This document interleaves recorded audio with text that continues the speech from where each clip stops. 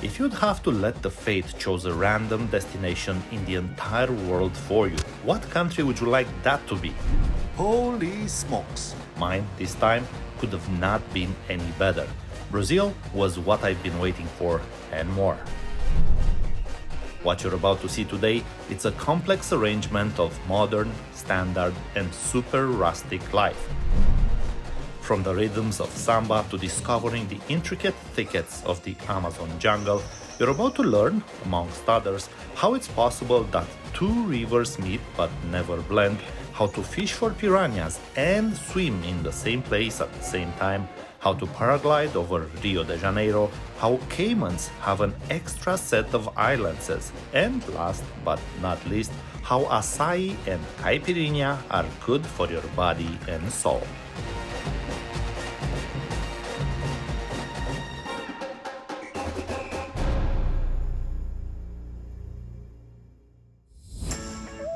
My name is Soren. I throw darts at the world map and travel wherever they land, no matter how far or difficult it is.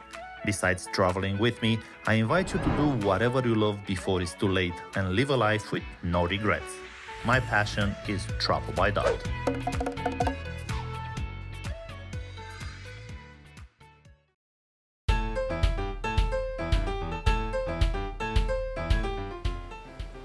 I came to Brazil because it was one of the dart throws. I was in Colombia with some other friends and we threw the dart and we hit Brazil, and I was so lucky to have Brazil hit by one of my friends. And this particular trip in Brazil kind of changed my life. Why did that happen? Because Brazil, which I'm now visiting straight from Colombia, is related to a dramatic episode I had in the family. When I was a kid, I had a dad who was a very popular guy in the city, and everything was coming to him. He was so popular. Every guy wanted to be like him. Every lady wanted to be with him. He had a good job and he was saving money and said, hey, you know what, I'm going to travel the world later on, not now, but you know, one day, maybe next year, I'm going to travel. And then when he was 42, he had an accident. So he's been paralyzed for 28 years. His only regret was that he never went outside the country because he was saving money for later, which is what people do, postpone, procrastinate doing things that they want to do. And this is the problem, because there might be one day when everything changes. One day you're somebody, next day you're nobody. So living with that regret that you wanted to do something and you cannot do it physically, and living with that for 30 years. I said right then that I'm gonna do what he didn't, and I didn't want to have regrets for the rest of my life. How is that related to this trip? As a kid, for some weird reason, I always wanted to go to Brazil one day. It was something magical about it, and I don't know what it was. But what I do know is that it became like a massive goal and the calling for when I grow up. After my dad had the accident and encouraged me not to have regrets ever, I knew Brazil had to happen. And it did, with the dart throw at the world map, and I got ready. Well, it didn't take long, so I'm here in the beautiful Brazil, and I'm gonna take you for a ride around the country, and I'm gonna show you the most beautiful things you could do here. But because there is so much to dive into and share with you, I will do not one, but 2 episodes here in Brazil. I want to go deep into the culture and, equally important, to visit the heart of the wild Amazon jungle, regardless of all the risks I have to face.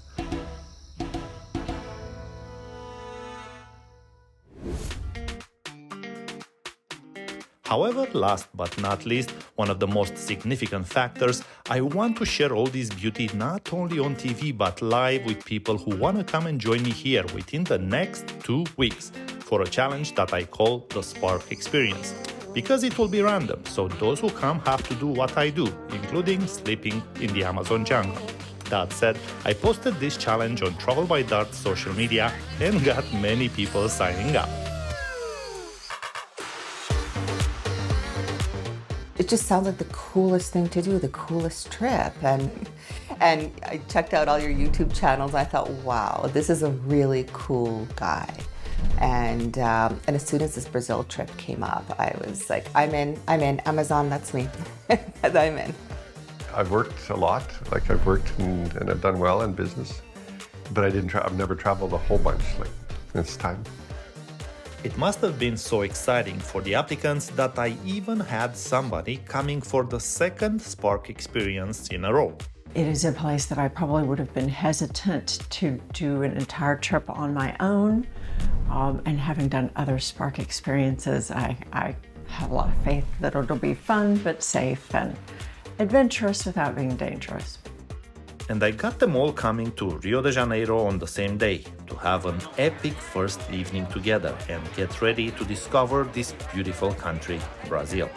The first night, I think that's when all the connections started to appear, and each individual brought something different to the table. So far, I'm getting everything fulfilled. I'm getting to see Rio, see this beautiful, beautiful place, get to be, around great company and have some great caipirinhas.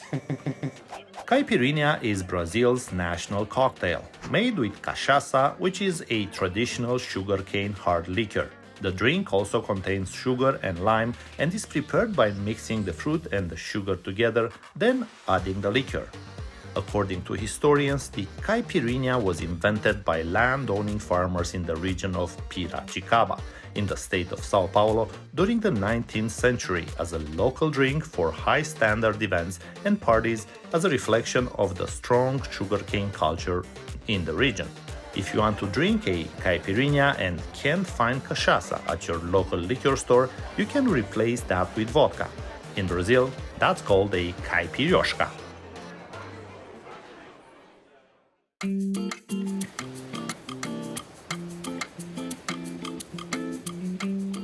Ladies and gentlemen, let's start our adventure with a classic visit.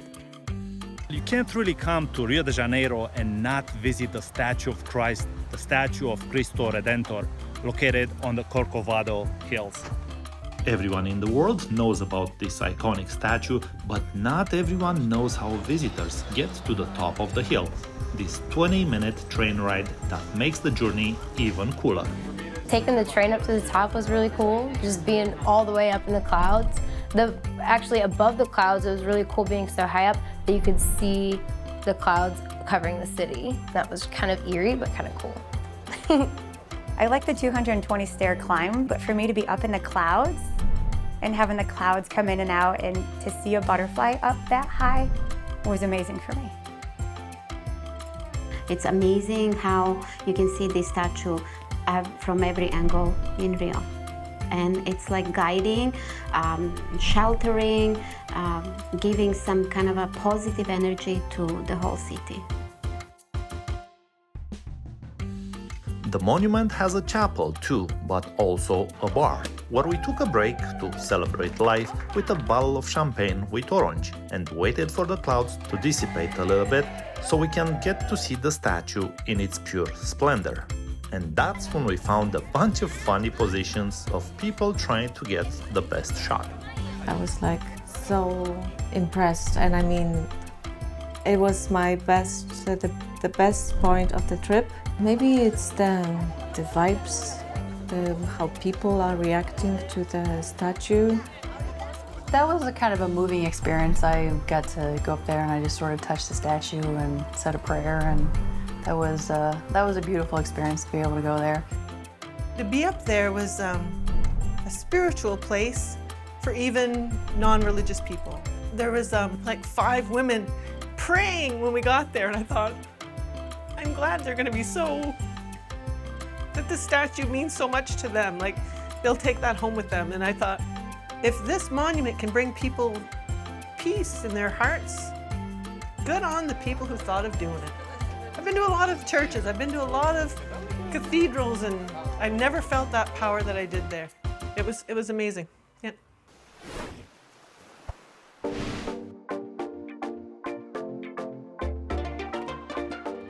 Well, I had to quickly shake off that mood because what was about to happen scared absolutely everyone in the group.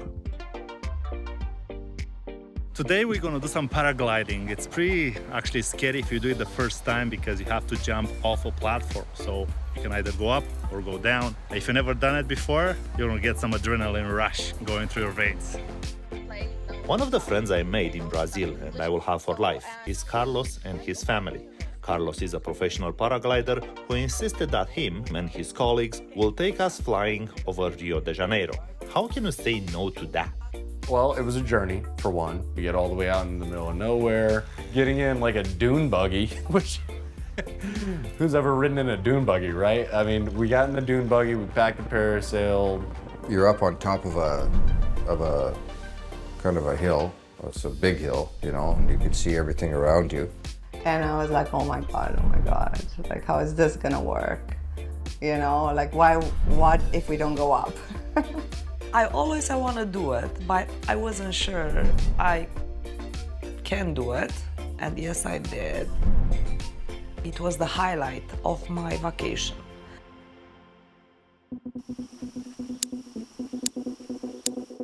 I was super excited to be one of the people that went first, and I've realized that going first is not always best. You didn't really get to see how you were supposed to run off. You have to look as silly as hell with these extra small helmets to do the paragliding.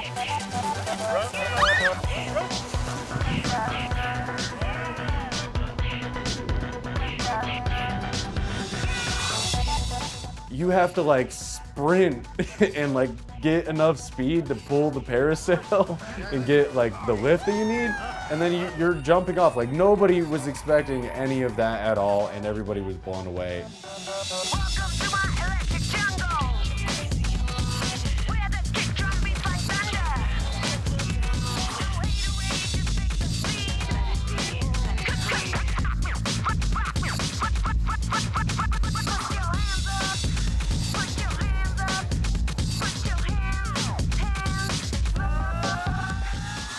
Jumping off a cliff, you'd expect this rush of adrenaline, and I got this intense sense of calmness.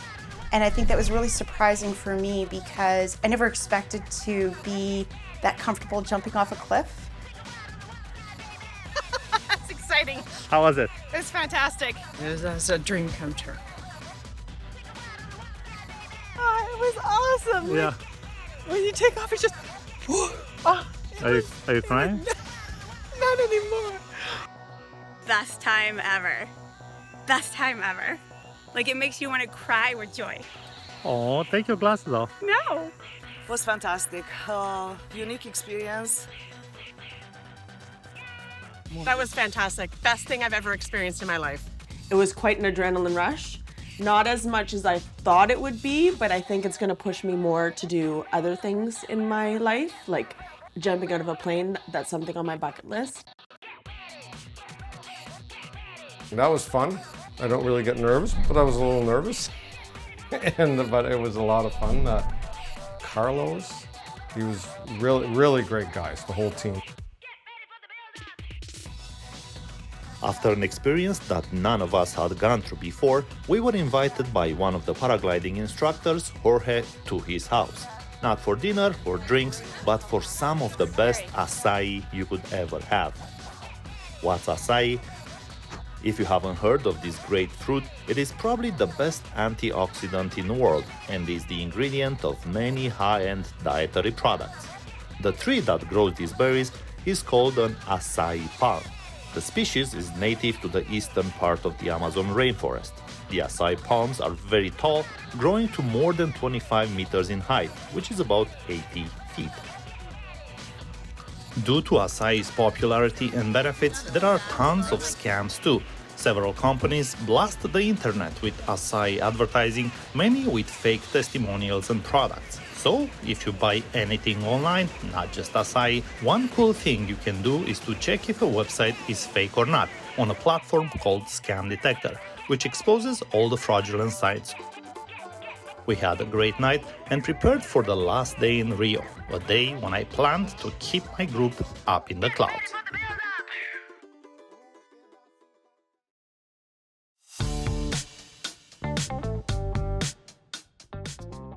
Another must-do here in Rio de Janeiro is the Sugarloaf Mountain. It's called like that because of its resemblance to the traditional shape of concentrated, refined loaf sugar. The name Sugarloaf was coined in the 16th century during the heyday of sugarcane trade in Brazil. Back then, the blocks of sugar were placed in conical molds made of clay to be transported on ships. Taking the cable car up, just being able to see all the city of Rio, all the different beaches and the cities and the different mountaintops, and seeing Christ the Redeemer from so far away. I don't know how people did build the whole gondola and everything. I mean, it's so impressive, and the view, and it's amazing.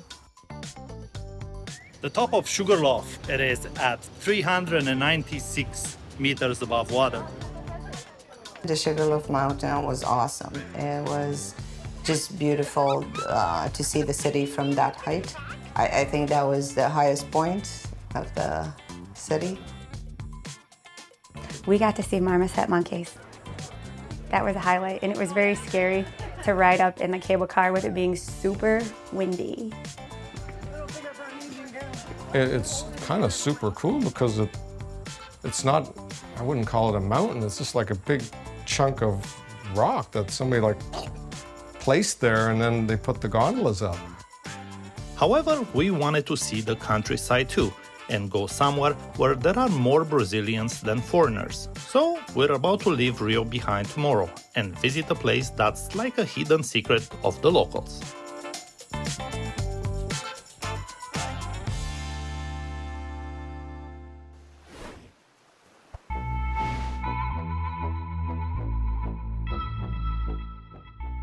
The little paradise we escaped to was Arraial do Cabo, a place located about 4 hours away east of Rio de Janeiro.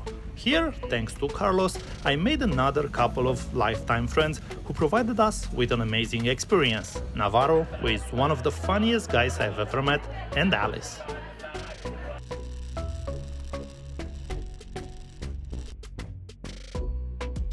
The accommodations were fabulous. I mean, like my room facing the ocean, it was just perfect. It was a beautiful little town.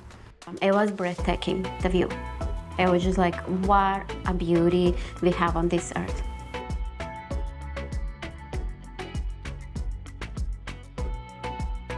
And we started the Arraial do Cabo visit in style. In my group, I had a couple of people who came to Brazil to join the Travel by Dark crew for a special occasion. It just seemed like the kind of trip that I would love and my husband would love. And I was planning to do something for his 70th birthday without him knowing too much about it. So, yeah. She wanted to plan something that I didn't know anything about. She said she was going to do this on her own and it was going to be a surprise. And until we had to actually go to the clinic to get our shots for the trip, I didn't know the destination. We had an amazing dinner that the live music, the dancing, the fact that we got to celebrate Lawrence's birthday, the seafood. There's nothing really that I can say that will really explain how great of an evening that was. I mean, everybody got along. We were all having like different conversations with each other. We got to sing happy birthday. Everybody else joined in. And that's one of the great things about South American cultures too, is that you don't actually go to a restaurant and expect that you're going to sing happy birthday just for your own table. The entire restaurant banded together and we were all singing, we were all dancing, we were all laughing and having a great time. And having studied South American cultures before, that's one of the things I think that I love most about them, is that they're so unbelievably friendly and accepting of others, and they bring you into their world as if you were best friends.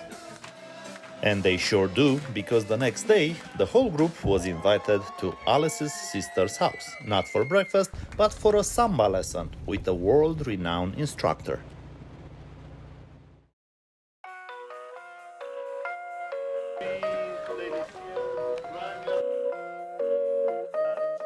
Alan is a dance teacher at a local school. He is also working with kids with disabilities, is a member of the International Dance Council, and he's invited on a regular basis to do Samba workshops at international congresses, the last ones he went to being in Norway and even Russia. So he said yes to Alice's invitation to come over and teach us some basic steps of Samba, and just want to say thank you for that.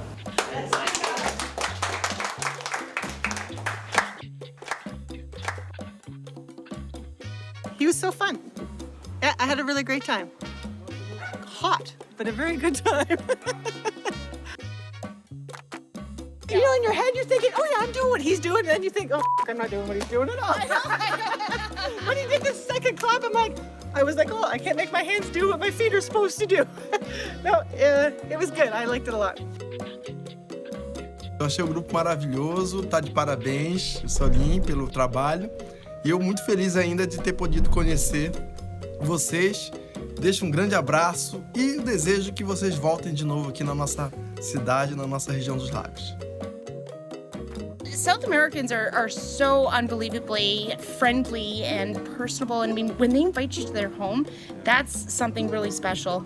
You can't get that anywhere else in the world. If you get invited to a home in North America, I mean, chances are you know the person. They're not going to just do it for anybody. So yeah, no, that's really really unique.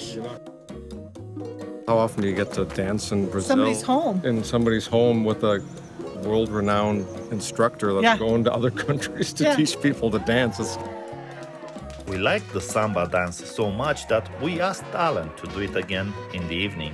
The poor guy rented a bigger room so we can come even in a bigger number in hopes that we will learn properly how to Samba. That was not the case, and Alan had to give us prizes for the worst dancers in the room. But because we were so many, we even had to do a raffle for that too.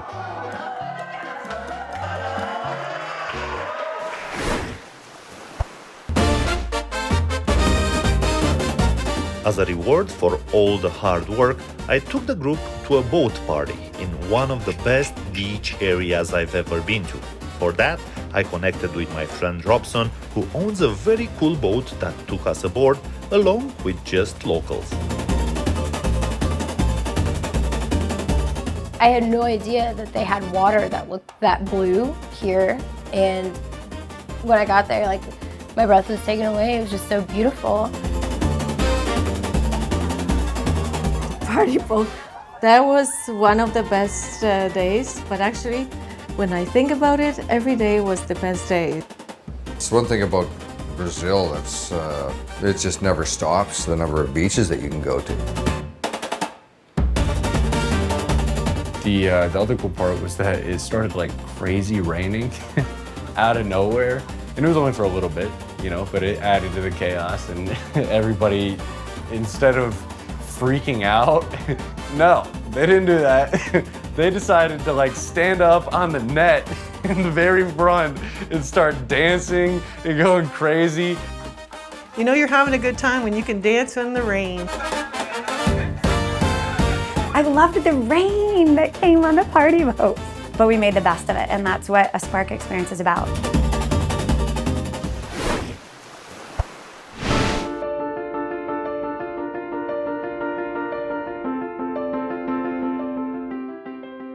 What's about to happen is completely different from what you've seen so far.